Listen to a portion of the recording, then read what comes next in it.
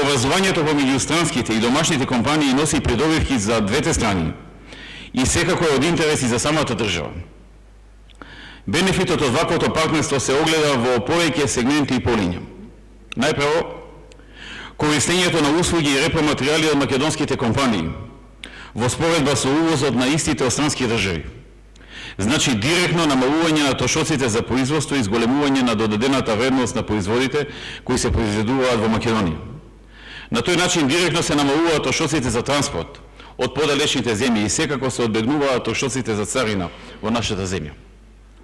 Кога зборуваме за трошоците, верувам дека многу производи и репроматеријали кои денес се увезуваат како набавка за секојдневното работење и производниот процес на странските компании во Македонија може да се набават од домашни компании со ист квалитет и со иста или пониска цена. Секако дека некои ресурси и производи во моментот не може да се најдат во Македонија. Но исто така сум уверен дека во комуникација со домашните компании и презентирање на потребите на странските компании, таквите ресурси во блиска иднина може да се произведат и во нашата земја.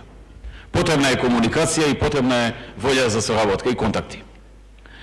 Соработката со домашните компании значи и заштеда на време, што во многу случаи е особено значено во производниот процес и потребата да се одговори на барањата и нарачките на клиентите.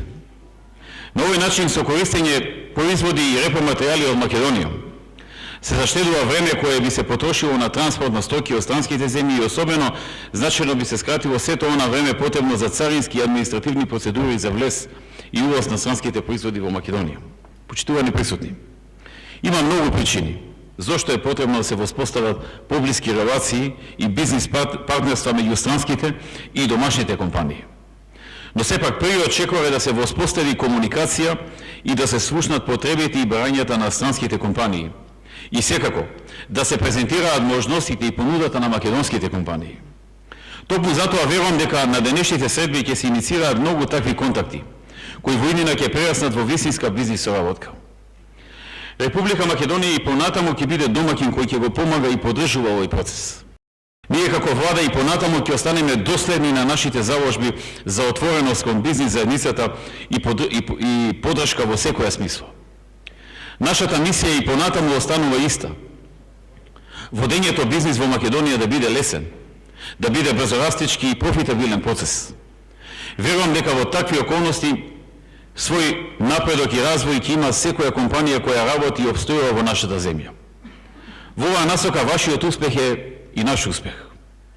Владата од своја страна и понатаму ќе остане искрен партнер на бизнис заедницата и ќе ја продолжи отворената комуникација со компаниите, со цел да ги слушнеме вашите проблеми, вашите потреби, вашите барања, идеи и предвози.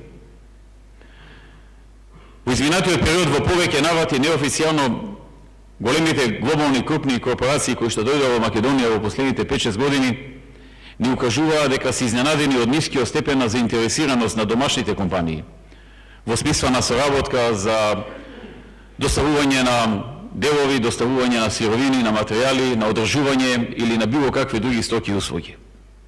Од друга страна и македонските компании понекогаш укажуваа на фактот дека имаат многу слаби комуникации, конекции со странските компании и дека немаат многу полза од тоа што дошле странски компании во смисла на соработка со нив. Ние мислевме дека тоа пазарот сам ќе го направи и компаниите сами ќе се сретнат.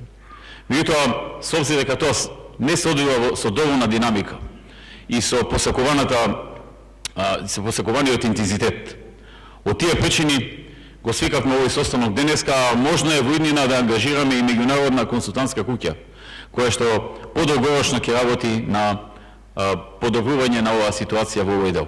Ако сакаме да го искористиме вистинскиот потенцијал и ефект од странските директни инвестиции, треба да ја разбиеме бариерата странски во однос на домашни инвестиции, странски компании во однос на домашни компании. Затоа што странските и домашните компании треба да се компатибилни, а не да си конкурираат.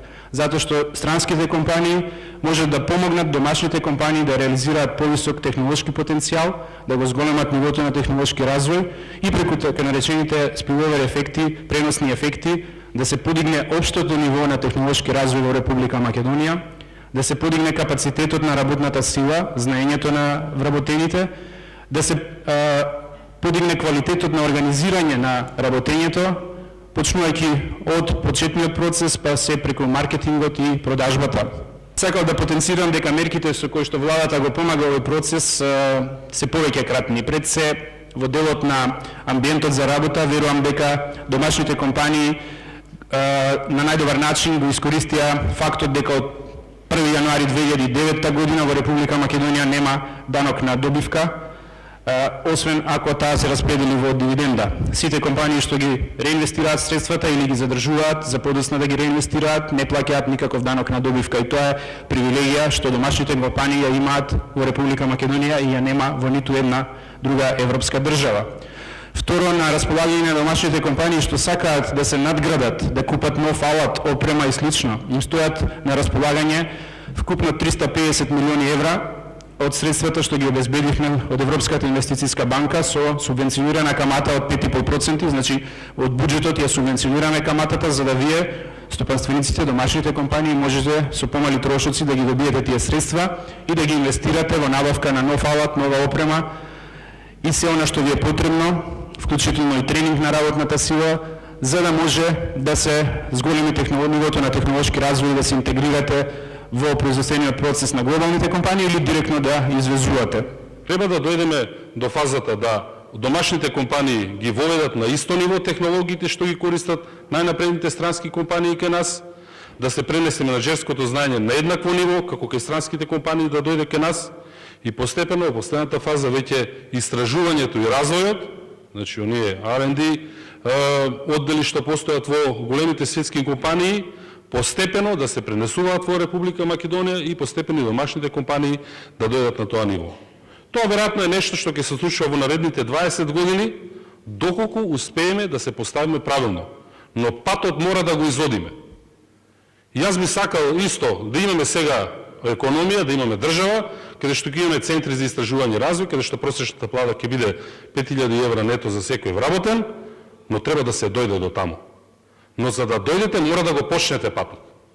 И тоа е суштината. Значи, првиот чекор на носење на компаниите е тука. И тој не е завршен. Сите овие чекори не се случуваат еден по друг, може да се случуваат паралелно, но сепак, значи, мора да има определена стратегија, определена секвенца кон она што тежиме. Сметаме дека во овој момент се акумулирани доволен број на странски компании, не се доволни за развој на државата, но доволно се акумулирани за да почне на системски начин пренесувањето на знаењето и соработката на овие компании со домашните.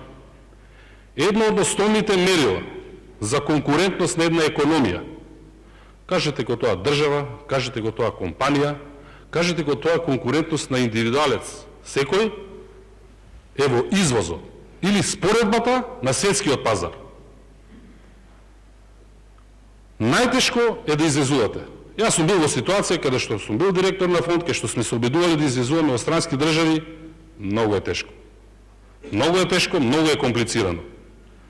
Но ова за што сме собрани денес е еден вид на замена за тој извоз. Не мора да извезувате, ова го по предвасна смисла го говорам, со тоа што треба да излезете, да отворите представништво во некоја странска држава, да наоѓате луѓе таму и слично. Почнете и искористете можноста за соработка, за тоа е пораката повеќе кон домашните компании, агресивно настапувајте кон компаниите што се наоѓаат во зоните, кон компаниите што се дојдени и привлечени како нови странски инвестиции. 95% и повеќе од нивната работа е кон извоз насочена.